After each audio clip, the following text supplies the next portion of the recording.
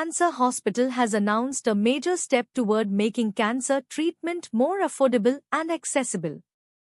The hospital says it will provide comprehensive cancer care at 30 to 40% lower cost than many corporate hospitals, while offering all essential oncology services under one roof.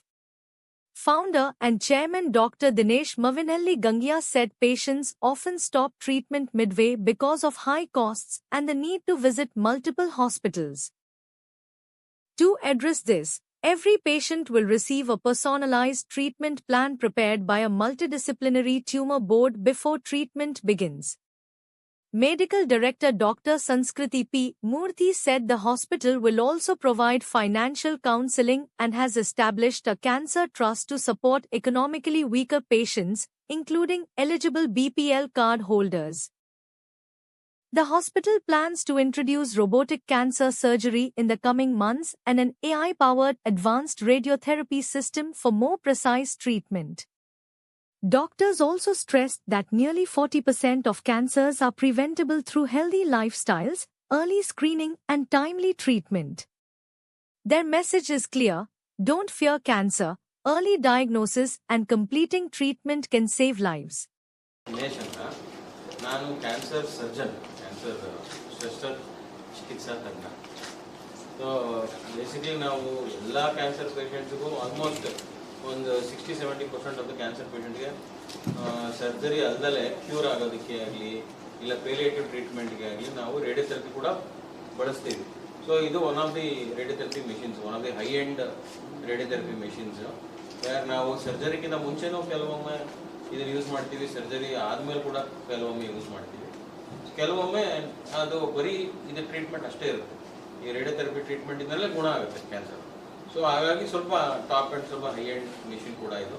ಹಾಗಾಗಿ ನಮಗೆ tumours, very small tumours, ಒಂದು 5 ಮಿಲಿಮೀಟರ್ಗಿಂತ ಚಿಕ್ಕ tumours ಕೂಡ ಇದರೊಳಗೆ treat ಆಗುತ್ತೆ.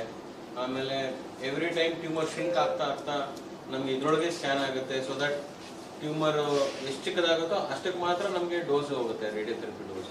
So ಈ ಥರ ಎಲ್ಲ ನಮಗೆ ಈ ಆರ್ಟಿಫಿಷಿಯಲ್ ಇಂಟೆಲಿಜೆನ್ಸ್ ಬೇಸ್ಡ್ ಪ್ಲಾನಿಂಗ್ ಎಲ್ಲ ನಡೆಯುತ್ತೆ. ಹಾಗಾಗಿ ಇದು more and more specific to the tumour. So ತುಂಬ ಹೈ ಎಂಡ್ ಮಿಷನ್ ಆಗಿರೋದ್ರಿಂದ ಟ್ರೀಟ್ಮೆಂಟ್ ತುಂಬ ಚೆನ್ನಾಗಿ ಡೆಲಿವರ್ ಆಗುತ್ತೆ. ಆಮೇಲೆ ತುಂಬ ಫಾಸ್ಟಾಗಿ, ಬೇರೆ ಮೆಡಿಸಿನ್ಗಿಂತ ಇದು ತುಂಬ ಫಾಸ್ಟಾಗಿ ಡೆಲಿವರ್ ಆಗೋದ್ರಿಂದ ಪೇಷಂಟ್ಸು 5ರಿಂದ 6 ನಿಮಿಷದೊಳಗೆ ಟ್ರೀಟ್ಮೆಂಟ್ ಮುಗಿಸಿ ದಿನಕ್ಕೆ ಹೊರಟೋಗ್ತಾರೆ. ಸೊ ಅಷ್ಟೇ 5ರಿಂದ 6 ನಿಮಿಷ ಟ್ರೀಟ್ಮೆಂಟ್ ಇರುತ್ತೆ. ಹಾಗಾಗಿ ಪೇಷಂಟ್ ತುಂಬ ಕಂಫರ್ಟಬಲ್ ಇರ್ತಾರೆ. This is probably very true because just yesterday WHO has released a cancer global burden status report. So as per that report and the current incidence as of today, it is quite alarming for all of us to know that 1 in every 5 individual worldwide is going to get cancer between 0 to 75 years. So that is quite a alarming incidence rate and the increase that we have seen in the last 2 decades. ಅದಕ್ಕಿಂತ ಜಾಸ್ತಿ ಇನ್ನೊಂದು alarming situation ಏನು ಅಂತಂದ್ರೆ, we are seeing cancer a lot in younger and productive age group. So productive age group ಅಂದ್ರೆ we are seeing cancers in 20s, in 30s and 40s. And why this is extremely important for our community, and mainly because this is the age group where the patient, they form pillar for the family, they form pillar for the community. Why? Because they're taking care of their children, they're taking care of their parents, and they're the main breadwinners for the family. And when such a person gets affected by cancer, the whole family gets affected. So, ee tara nav incidents idu nodidre almost 90% of the family, like as totally together, are going to be affected either by cancer directly or indirectly. So, I'm Dr. Sherry, I'm the managing director. So, as Madam told, we know the burden, why we require treatment and early detection. So that's a huge burden we are facing in the city, in the country, for our society. So this, what is comprehensive care? Comprehensive care, maybe in other subjects or other disease, is not complete. Comprehensive care in oncology, where there are 4 to 5 modalities of a treatment.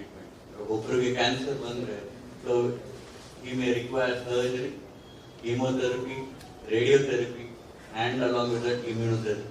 Sometimes all four are required. With that, in the supportive, we need psycho-oncology, then we have palliative. So there are 6 to 7 modalities, even physiotherapy coming in. So all of this has to be under one roof. ನಾನು doctor Dinesh ಅಂತ cancer cancer surgeon. ಒಂದು ಎಲ್ಲರೂ ಹೇಳೋದಂಗೆ ಕ್ಯಾನ್ಸರಲ್ಲಿ ತುಂಬ departments ಇದೆ. ನಮ್ಮೆಲ್ಲ doctors ಇದ್ದಾರೆ ಇವತ್ತು. ನಮ್ಮ ಮೆಡಿಕಲ್ ಆಂಕಾಲಜಿಸ್ಟ್, ನಮ್ಮ ರೇಡಿಯೇಷನ್ ಆಂಕಾಲಜಿಸ್ಟು, ನಮ್ಮ ಇವರು ಸೈಕ್ಯಾಟ್ರಿಸ್ಟ್ ಇದ್ದಾರೆ, ನಮ್ಮ ಪೇಲಿಯೇಟಿವ್ ಕೇರ್ ಅವರು ಇದ್ದಾರೆ. ಸೊ ಈ ಎಲ್ಲ ಡಿಪಾರ್ಟ್ಮೆಂಟ್ ಇವತ್ತು ಇಲ್ಲಿದ್ದೀವಿ. ಸೊ ಆಲ್ರೆಡಿ ಹೇಳಿದಂಗೆ ಆಸ್ ಎ ಸರ್ಜನ್ ನಾನು ಪೇಷಂಟು ಇಂಟರ್ನ್ಯಾಷನಲ್ ಪೇಷಂಟ್ ಬರಲಿ ಇಲ್ಲ BPL ಕಾರ್ಡ್ ಹೋಲ್ಡರ್ ಬರಲಿ, ನಮಗೆ ಗೊತ್ತಿರೋದು ಟ್ರೀಟ್ಮೆಂಟ್ ಮಾಡೋದಂತೆ. ಸೊ ಒಬ್ಬರಿಗೆ ಒಂದು ಇನ್ನೊಂದೊಬ್ಬರಿಗೆ ಒಂದು ತಾರತಮ್ಯ ಮಾಡೋದಕ್ಕೆ ಆಗೋದಿಲ್ಲ. ಸೊ ಎಲ್ಲ ಪೇಷಂಟ್ಗೂ ಒಂದೇ ಟ್ರೀಟ್ಮೆಂಟ್ ಇರಬೇಕು. ಸೊ ಹಾಗಾಗಿ ನಮ್ಮಲ್ಲಿ ಟ್ಯೂಮರ್ ಬೋರ್ಡ್ ಅಂತ ಯಾವುದೇ ಪೇಷಂಟ್ ನಮಗೆ ಫಸ್ಟ್ ಟ್ಯೂಮರ್ ಬೋರ್ಡ್ ಅಂತ ಮಾಡ್ತೀವಿ. ವೆದರ್ ಪೇಷಂಟ್ ಅಫೋರ್ಡಬಲ್ ಇರಲಿ ಬಿಡಲಿ, ನಾವು ಫಸ್ಟ್ ಟ್ಯೂಮರ್ ಬೋರ್ಡ್ ಅಂತ ಮಾಡ್ತೀವಿ. ವೇರ್ ಕ್ಯಾನ್ಸರ್ ಪೇಷಂಟ್ಗೆ ಈ ಸ್ಟೇಜಲ್ಲಿ ಬಂದಿದ್ರೆ ಇದರ ಟ್ರೀಟ್ಮೆಂಟ್ ಒಳ್ಳೆಯದು. ಸೊ ಅದಾದ್ಮೇಲೆ ಬರುತ್ತೆ ಫೈನಾನ್ಸು, ಓಕೆ ಆಗುತ್ತೆ ಇಲ್ಲ. ನಮ್ಮಲ್ಲೇ ನಮ್ಮದೇ ಒಂದು ಕ್ಯಾನ್ಸರ್ ಟ್ರಸ್ಟ್ ಇದೆ, ಬೇರೆ ಅದರಿಂದ ಹೆಲ್ಪ್ ಮಾಡ್ತೀವಿ. ಸೊ BPL ಕಾರ್ಡ್ ಪೇಷಂಟ್ಸ್ಗೂ ಕೂಡ ನಾವು ಲಿಮಿಟೆಡ್ ಬೆಡ್ ಶೀಟ್ ಇದ್ದೀವಿ, ಅದು ಕೂಡ ಸ್ವಲ್ಪ ಫ್ರೀ ಟ್ರೀಟ್ಮೆಂಟ್ ಆಗುತ್ತೆ ಪಾರ್ಟ್. ಸೊ ಈ ಥರ ನಾವು ಪೇಷಂಟ್ಗೆ ಅಸಿಸ್ಟ್ ಮಾಡೋದಕ್ಕೆ ಬೇರೆ ಬೇರೆ ಪ್ರೋಗ್ರಾಮ್ಸ್ ಇಟ್ಟಿದ್ದೀವಿ, ಅದು ಲೇಟರ್ ಬರುತ್ತೆ. But as A cancer specialist ನನಗೆ ಎಲ್ಲ ಒಂದೇ. ಸೊ ಇಂಟರ್ನ್ಯಾಷನಲ್ ಪೇಷಂಟ್ಸ್ ಕೂಡ ನಾವು ಇಲ್ಲಿ ಆಲ್ಮೋಸ್ಟ್ ಡೊಮೆಸ್ಟಿಕ್ ರೇಟ್ಸ್ ಅಂದರೆ ಬೇರೆ ಎಲ್ಲ ಬೇರೆ ದೇಶದಿಂದ ಬಂದಿದ್ರು ಕೂಡ ನಮಗೆ ಇಲ್ಲಿ ನಮ್ಮ ದೇಶದವ್ರು ಹೇಗೆ ನಾವು ಎಷ್ಟಕ್ಕೆ ದುಡ್ಡು ಆಗುತ್ತೆ ಅಷ್ಟಕ್ಕೆ ಟ್ರೀಟ್ಮೆಂಟ್ ಕೂಡ ಮಾಡ್ತೀವಿ. ಎಷ್ಟೊಂದು ಸರಿ ನಾವು ಬಾಂಗ್ಲಾದೇಶ್ ಪೇಷಂಟ್ ಬರೋದು ನೋಡಿದ್ದೀವಿ, ಬೇರೆ ನಮ್ಮ ಪೇಷಂಟ್ಸ್ ಅಷ್ಟು ಕೂಡ ಅಫೋರ್ಡಬಲ್ ಇರಲಿಲ್ಲ. ಬಟ್ ಎಷ್ಟೊಂದು ಕಡೆ ಏನಾಗುತ್ತೆ ಇಂಟರ್ನ್ಯಾಷನಲ್ ಪೇಷಂಟ್ಸ್ ಅಂದರೆ ನಾವು ಜಾಸ್ತಿ ಚಾರ್ಜ್ ಮಾಡ್ತೀವಿ ಇದೆಲ್ಲ ಇರುತ್ತೆ. ಬಟ್ ಇಲ್ಲ ಆ ಥರ ಏನೂ ತಾರತಮ್ಯ ಇಲ್ಲ. ಹಾಗಾಗಿ BPL ಕಾರ್ಡ್ ಪೇಷಂಟ್ಸ್ಗೂ ಕೂಡ ನಾವು ಕೆಲವೊಂದು ಟ್ರೀಟ್ಮೆಂಟ್ ಫ್ರೀ ಮಾಡ್ತೀವಿ ನಾನು ಹೇಳ್ದಂಗೆ. ಸೊ ಹಾಗಾಗಿ ಈ ಟ್ಯೂಮರ್ ಬೋರ್ಡ್ ಅಂತ ನಾವು ಎಲ್ಲರೂ ಸೇರಿ, ನಾವು medical oncologist, surgical oncologist, radiation oncologist ಅಂದರೆ ನಮ್ಮ ರೇಡಿಯಾಲಜಿಸ್ಟು, ನಮ್ಮ ಪೆಥಾಲಜಿಸ್ಟ್ ಎಲ್ಲ ಸೇರಿ ನಾವು ಒಂದು ಟ್ರೀಟ್ಮೆಂಟ್ ಡಿಸೈನ್ ಮಾಡ್ತೀವಿ. ಪೇಷಂಟ್ ಯಾವುದೇ ಪೇಷಂಟ್ ಬಂದರೂ ಇದೇ ಟ್ರೀಟ್ಮೆಂಟ್ ಆಗಬೇಕು. First baby surgery, first chemotherapy, next surgery, next radiotherapy, ಈ ಥರದೆಲ್ಲ ಟ್ರೀಟ್ಮೆಂಟ್ ಡಿಸೈನ್ ಮಾಡಿ ನಾವು ಪೇಷಂಟ್ ಫೈಲಲ್ಲಿ ಫಸ್ಟ್ ಪೇಜಲ್ಲಿ ಹಾಕಿಬಿಟ್ಟಿರ್ತೀವಿ. ಸೊ ಫೈನಾನ್ಸಸ್ಸು ಎಲ್ಲ ಅದನ್ನು ಆಮೇಲೆ ನೋಡ್ಕೊಳ್ಳೋದು, ಬಟ್ ಟ್ರೀಟ್ಮೆಂಟ್ ಫಸ್ಟ್ ಈಗ ಹಾಕ್ಬಿಡೋದು. So this is the protocol what we follow, and this is being followed in very few centers where, but basically in a cancer hospital where ಎಲ್ಲ ಇರೋದ್ರಿಂದ ನಾವು ಇದನ್ನ ಕ್ಲೀನಾಗಿ ಫಾಲೋ ಮಾಡ್ಬೋದು. ಅದೇ ಬೇರೆ ಕಡೆ ಡಾಕ್ಟರ್ ಶ್ರೀಹರಿ ಹೇಳಿದಂಗೆ ನಮ್ಗೆ ರೇಡಿಯೋಥೆರಪಿ ಇಲ್ಲ, ಪೆಟ್ ಸ್ಕ್ಯಾನ್ ಇಲ್ಲ, MRI ಇಲ್ಲ ಅಂದರೆ ಸೊ ಒಂದೊಂದು ಕಡೆ ಒಂದೊಂದು ಓಡಾಡಬೇಕಾಗುತ್ತೆ. ಇಲ್ಲಿ ಎಲ್ಲ ಇರೋದ್ರಿಂದ ಕಾಂಪ್ರಹೆನ್ಸಿವ್ ಟ್ರೀಟ್ಮೆಂಟ್ ಆಗುತ್ತೆ. ಸೊ ನಾವು ಏನು ಪ್ಲಾನ್ ಮಾಡಿರ್ತೀವಿ ಅದ್ರ ಪ್ರಕಾರನೇ ಆಗುತ್ತೆ. So it's standard of treatment. So ಎಲ್ಲ ಯಾವುದೇ ವಾಟ್ಸಪ್ ಯಾರೇ ಬಡವರು ಇರಲಿ ಸಾವುಕಾರ ಇರಲಿ ಬಂದರೆ ನಮ್ಮ ಟ್ರೀಟ್ಮೆಂಟ್ ಪ್ಲಾನ್ ಒಂದೇ ಇರುತ್ತೆ. So this is our protocol what we follow here. Otherwise other then ಟ್ರೀಟ್ಮೆಂಟಲ್ಲಿ ಹೇಳ್ಬೇಕಂದ್ರೆ ಸದ್ಯಕ್ಕೆ ನಾವು 3 ಜನ ಸರ್ಜನ್ಸ್ ಇದ್ದೀವಿ. ನಾವು ಬೇರೆ ಬೇರೆ ಆರ್ಗನ್ಸು ಟ್ರೀಟ್ ಮಾಡ್ತೀವಿ. ನಾನು basically laparoscopy and robotic surgeries ಮಾಡ್ತೀವಿ. ಸೊ ನಾವು ಇನ್ನೊಂದು 3-4 ಮಂತ್ಸಲ್ಲಿ ರೋಬೋಟಿಕ್ ಸರ್ಜರಿ ಕೂಡ ತರ್ತಾ ಇದ್ದೀವಿ. ಸೊ ಸದ್ಯಕ್ಕೆ ಲ್ಯಾಪ್ರೋಸ್ಕೋಪಿ ಅದರ್ ಸರ್ಜರೀಸ್ ಮಾಡ್ತೀವಿ. ಡಾಕ್ಟರ್ ಸಂಸ್ಕೃತಿ ಬಂದು ಎರಡನೇ ಆಂಕಾಲಜಿಸ್ಟ್, ಇನ್ನೊಬ್ಬರು ಡಾಕ್ಟರ್ ಪ್ರಭಾತ್ ಅಂತ ಇರ್ತಾರೆ, ಅವರು ಬೇರೆ ಅಂಗಾಂಗಗಳ ಕ್ಯಾನ್ಸರ್ ಸರ್ಜರೀಸ್ ಮಾಡ್ತೀವಿ. ಸೊ ಹೀಗಾಗಿ so we have divided our cells into sub specialty also ವ್ಯಾಕ್ ಆರ್ಗನ್ ವೈಸ್ ನಾವು ಟ್ರೀಟ್ ಮಾಡ್ತೀವಿ.